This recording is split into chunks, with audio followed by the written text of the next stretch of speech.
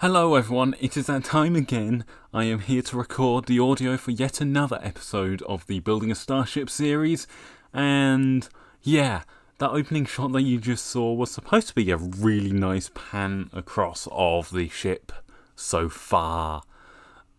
It failed miserably because the first 3 seconds of footage got screwed up by replay mod, meaning I've actually cut it out. So the first 3 seconds of the footage was just one frame for some reason.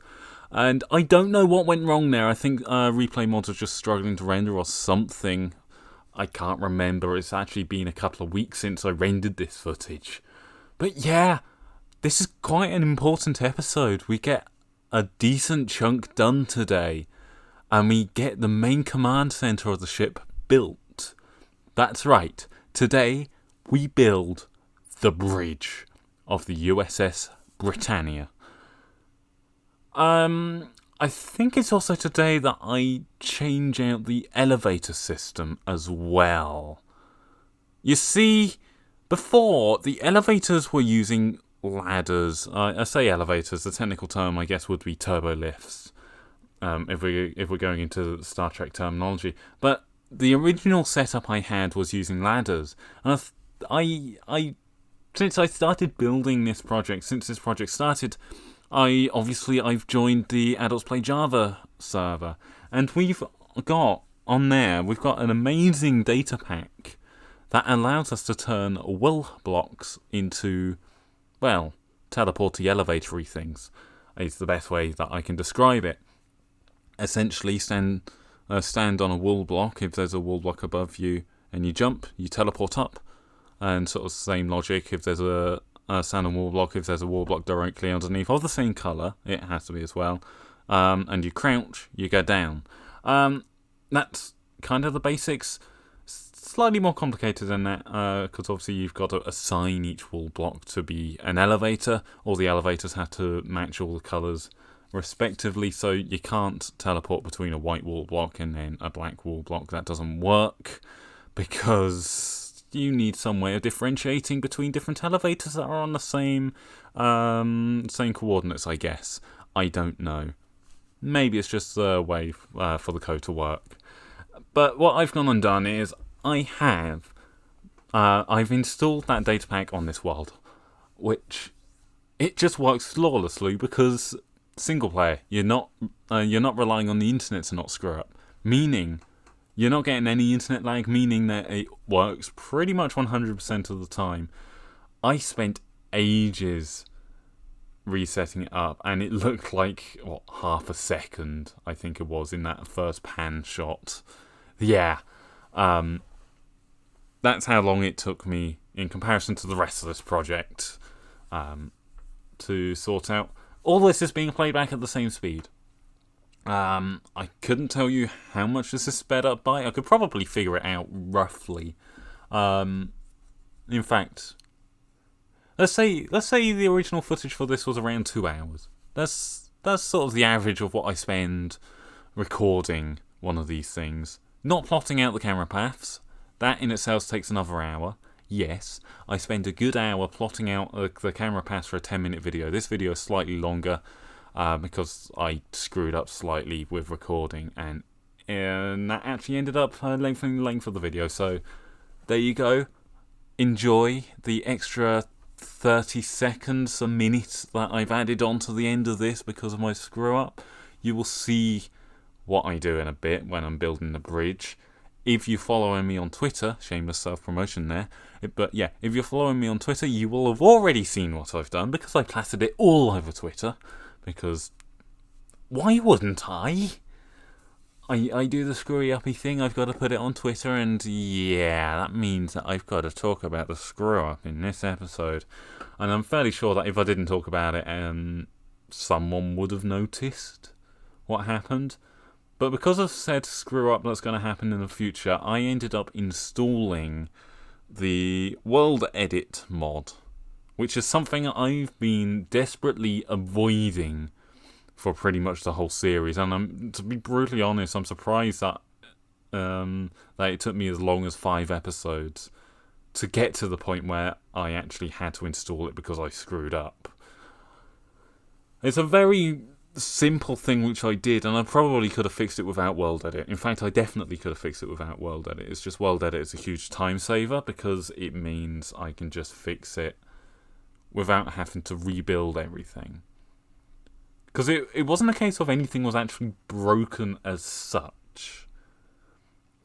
I'm going to spoil it now because, well, I'm going to assume pretty much anyone that's left watching this video, which, looking at the watch times for this series, isn't going to be very many people, maybe 1 or 2 people if I'm lucky. But anyone who's watching this this point in the video will have already seen on Twitter, because pretty much everyone who watches this series, as far as I'm aware, follows me on Twitter.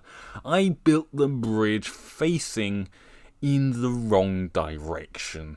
It's a fairly easy mistake to make, especially when you're that high up on the build and everything from that point looks exactly the same in all directions. I know that the saucer is 100 blocks wider than it is long, and yes, I said it that way deliberately. I know that's kind of a stupid way for it to be said, but that is the literal case. It is wider than it is long in terms of front to back. And yeah, here we are. I'm now building in the framework. The bridge sits just on top of this. The bridge is just 1 block taller than this, so there is actually a layer of hull between the saucer section and the bridge. The bridge is its own separate section. And here you go. Now you can see me putting in the basic construction of deck 1. But yeah, I had originally built the bridge facing towards the deflector dish, which is wrong. If you know Star Trek ships, the deflector dish is facing forwards. Meaning, if the bridge is facing towards the deflector dish and the bridge is in front of the deflector, the bridge is facing in the wrong direction. I mean, in the world of Star Trek, that doesn't matter as much. The original Enterprise's bridge, if you're comparing the model shots to the shots on set, I believe the bridge of the original Enterprise was sort of skewed by about 45 degrees or so, and that doesn't matter as much in at least what most people would consider actual Trek, because of this device called a view screen, which is basically giving you a view of what's directly forward. Because we're in Minecraft and we don't have screens as such, yeah, I know I could put in blue concrete and say it's being blue screened in. I thought I would go with more modern Trek feeling. I know that's going to get me a lot of flack because a lot of people do not like modern Trek. I'm well aware of this. But I quite like the idea of having a window instead of just a view screen. So then you can get holograms projected onto said window. And the window isn't made of glass. I mean, in Minecraft, yes, it's made of glass, but if this was built in Star Trek, no, it's not made of glass. It's made of something called, I believe it's transparent aluminium, or as it would have been pronounced in the show, transparent aluminum. Yes, I say it both ways. I'm British, I say aluminium, but I like Star Trek, so I'll say aluminum. I'm weird. I get it.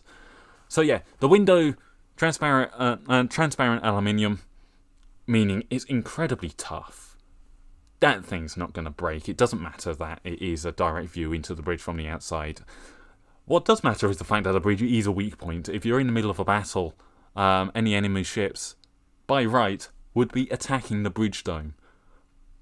And I'm well aware of this flaw. It's a basic flaw, but because pretty much every Starfleet vessel has this inherent flaw, and I'm basing this design off TNG-era Star Trek Starfleet vessels, I have to include this inherent flaw. It's kind of the downside of basing this off Star Trek, I guess. Here you go, I'm building the bridge. I've based this bridge loosely-ish off the Enterprise D's bridge, or the Galaxy class bridge, because I quite like that layout. So yeah, it's got a raised section behind the sort of command seats. It's got 4 turbo lifts, I think this one has. I don't actually build in the ready room or the conference room behind it because I've not got around to that yet. Anyway, you can see the bridge facing in the wrong direction. Quick fade over. Bridge still facing in the wrong direction. There we go. World Edit is great. That's why I installed World Edit, so I didn't have to tear that all down and rebuild it. I could have done.